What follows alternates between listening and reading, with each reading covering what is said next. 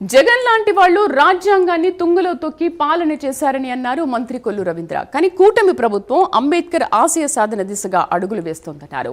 అంబేద్కర్ జయంతిని పురస్కరించుకుని మచిలీపట్నంలోని లక్ష్మీ టాకీస్ సెంటర్లో గల ఆయన విగ్రహానికి మంత్రి నివాళులర్పించారు.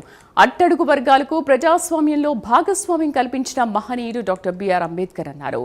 ఆనాడు సమాజంలో నెలకొన్న అసమానతలు తొలగించేందుకు అనేక పోరాటాలు చేశారని గుర్తు చేశారు.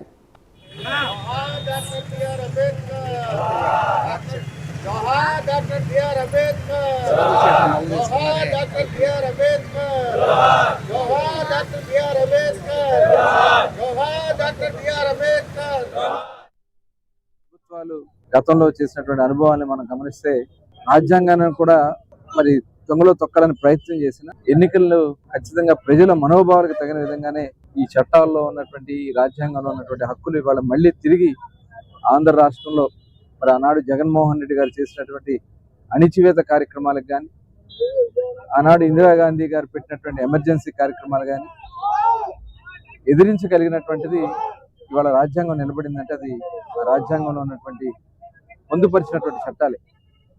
ఇవాళ ఆంధ్ర రాష్ట్రంలో కూడా దాదాపు 175 స్థానాలకి 164 స్థానాలు ఇవాళ మరి ఒకప్పుడు 161 స్థానాలు ఇచ్చినటువంటి ప్రభుత్వాన్ని మరి తొంగలో తొక్కి ఇవాళ ప్రజలకి నమ్మకాన్ని నిలబెట్టగలిగినటువంటి ప్రభుత్వాన్ని నిలబెడతాయి. ఇది ఎవరైనా సరే గమనించాల్సినటువంటి విషయం.